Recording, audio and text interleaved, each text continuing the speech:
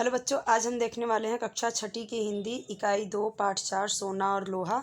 इसका हम देखने वाले हैं प्रश्न उत्तर आपके डाइजेस्ट का है तो देख लेते हैं। जो यहाँ पे कठिन शब्द हैं जैसे शान यानी ठाट बाट, ठीक है, सबको पता है, बहुत ही सिंपल है। तलाश यानी खोज करना। तिजोरी आपको पता है जो कि लोहे की बनी होती है, छोटी सी अलमारी संदूक होती है जिसमें पैसे वगैरह पैसे जेवर रखे जाते हैं। उपयोगी यानी योग्य, ठीक है, यूज़फुल। धनिक यानी धनवान अमीर।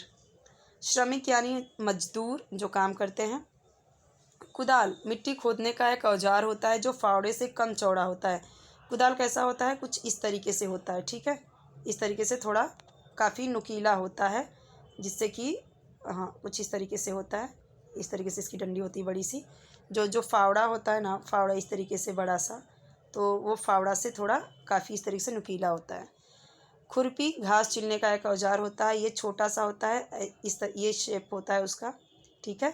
यहाँ पे ऐसे लकड़ी का लगा होता है, इस लकड़ी को पकड़ के इससे जो छोटे छोटे घास होते हैं इसको निकाला जाता है, ठीक है, होता है खुरपी। दिल लद जाना ये एक मुहावरा है, यानी कि बीती बात होना, बात बीत चुकी है वो। तू डाल डाल मैं पात पात, यानी तुम निपुण हो तो लेकिन मैं तुमसे भी ज़्यादा निपुण हूँ, मतलब तुम किसी काम में अच्छे हो तो मैं तुमसे भी ज़्यादा अच्छा हूँ, ठीक है।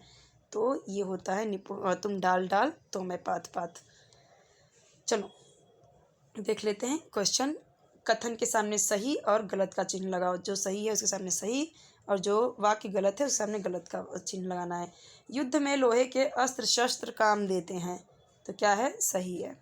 रोटियां भी सोने के तवे पर सेंकी जाती हैं, ये तो बिल्कुल गलत है, आपको पता है लोहे पे सेंकी जाती है। श्रम में ही जीवन की सफलता है, बिल्कुल सही। जो काम करेंगे उन्हीं का सम्मान नहीं होगा, ये तो गलत है, उन्हीं का सम्मान होगा ना। निम्नलिखित प्रश्नों के उत्तर एक एक वाक्य में लिखो। सोने से कौन कौन सी चीज़ें बनाई जाती हैं, तो सोने से तो बहुत सारी चीज़ें बनाई जाती हैं। सोने से अंगूठी, माला, बाली, हार, बहुत सारा बनाया जाता है ना। 10 ग्राम सोने का मूल्य क्या है। बुक में आपके क्या लिखा है, जो बुक में लिखा है वही आपको आंसर लिखना है, ठीक है। अभी क्या रेट चल रहा है वो नहीं लिखना है, सोने का मूल्य क्या है, बुक में क्या है वो देखना है। 10 ग्राम सोने का मूल्य 25,000 रुपये है। 1 किलो लोहे का मूल्य क्या है, जो बुक में है वही आपको बताना है। तो 1 किलो लोहे का मूल्य 25-30 रुपये है। लोहे पर किसकी रक्षा का भार है, लोहे पर सोने की रक्षा का भार है। किससे मेहनत नहीं होती, सोने से मेहनत नहीं होती, क्योंकि सोना बहुत कमज़ोर होता है। कोष्ठक में से उचित विरुद्धार्थी शब्द चुनकर लिखो। विरुद्धार्थी यानी अपोजिट वर्ड्स, एंटोनिम्स, ठीक है, विलोम शब्द। अपमान इसका क्या होगा, सम्मान, सबको पता है। दुख सुख, नीची ऊपर, ठीक है, नीची का ऊंची। असफलता का सफलता।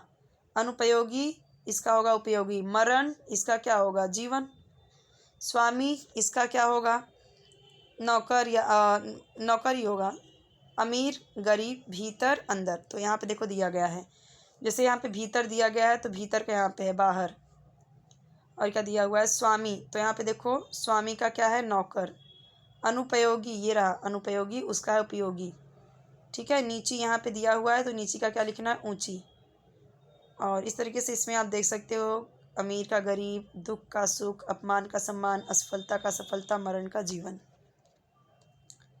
शब्दों का बहुवचन रूप लिखो। तिजोरी तिजोरियाँ, रुपया रुपए, वस्तु वस्तुएं। बहुवचन मतलब आपको पता चल रहा है ना, एक वचन का बहुवचन बनाना है। तिजोरी क्या, एक तिजोरी है। तिजोरियाँ यानी बहुत सारी तिजोरियाँ, तो बहुवचन हुआ। रोटी रोटियाँ, सफलता सफलताएं, कारखाना कारखाने, ठीक है। प्रश्न 5 देखो, भाषा की ओर। निम्नलिखित शब्दों में प्रत्यय लगाकर लिखो। प्रत्यय क्या होता है, जो शब्द के अंत में लगाते हैं, जैसे ता, वान, आवना, ई, आहट, इक। तो देखो जैसे सुंदर, तो उसमें क्या प्रत्यय जोड़ सकते हैं, ता, ये वाला, तो हो गया क्या, नया शब्द क्या बना, सुंदरता। अब यहाँ पे देखो जैसे गुण, अब इसमें प्रत्यय लगाया वान, वान प्रत्यय लगाया, प्रत्यय यहाँ पे लिखा हुआ है, शब्द प्रत्यय नया शब्द। तो शब्द तो ये हैं, ये तीनों शब्द दिए गए हैं, प्रत्यय ये लगाया और नया शब्द उससे क्या बना, ये सब बना। डर आवना, डरावना। गुणवान तो क्या हो गया, गुणवान। सुंदरता तो सुंदरता। अब यहाँ पे देखो दिन है, शब्द शब्द यहाँ पे इस साइड दिए गए हैं, प्रत्यय ये लगाया गया है और नया शब्द ये बन के तैयार हुआ। तो देखो दिन, अब यहाँ पे प्रत्यय क्या लगाया, इक, तो नया शब्द क्या बनेगा इससे, दैनिक। अब दैनिक नहीं होगा, ठीक है, दैनिक नहीं होगा, ये हो जाएगा दैनिक। ओके। घबराना, आहट है यहाँ पे, तो क्या हो जाएगा, घबराहट। उपयोग, तो ई लगा देंगे तो उपयोगी, ये प्रत्यय लगा रहे हैं लास्ट में। प्रत्यय का मतलब क्या होता है, सफिक्स। इंग्लिश में आपने सफिक्स प्रेफिक्स पढ़ा है। प्रेफिक्स यानी उपसर्ग होता है जो पहले लगाते हैं, ठीक है, वो होता है। जैसे कि अगर मैंने ये उपयोग है उसके पहले अनुपयोग लिख दिया, अनु, तो अनुपयोग हो गया, ठीक है, इस तरीके से। और जैसे यहाँ पे देखो, जैसे कि डर है, तो अगर मैंने यहाँ पे नी लिख दिया तो निडर हो जाएगा, तो ये क्या हो जाएगा, ये उपसर्ग जोड़ा मैंने, पहले जो जोड़ा मैंने वो उपसर्ग होगा, प्रेफिक्स। लास्ट में जो जोड़ रहे हैं वो होता है प्रत्यय।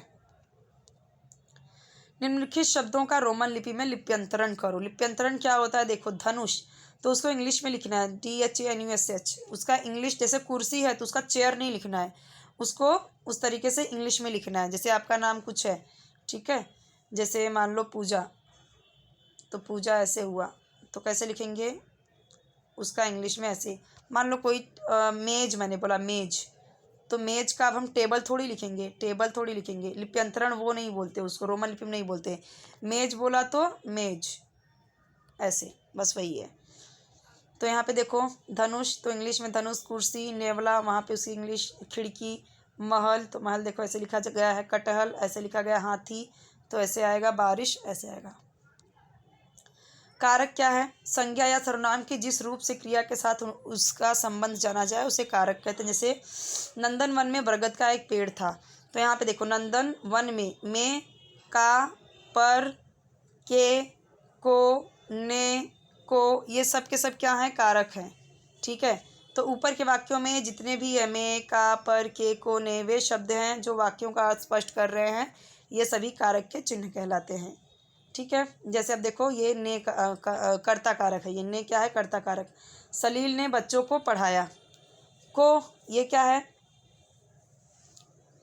तो ये है कर्म कारक। जैसे वारिजा ने कृष्ण को अपने खिलौने दिए, तो ये आपको जस्ट ऐसे दिया जाएगा, वो आपको वैसे सेंटेंस बनाने होंगे, ठीक है। को है तो जैसे यहाँ पे देखो इस तरीके से आपको सेंटेंस बनाना है, तो सबका यहाँ पे सेंटेंस बनाया है।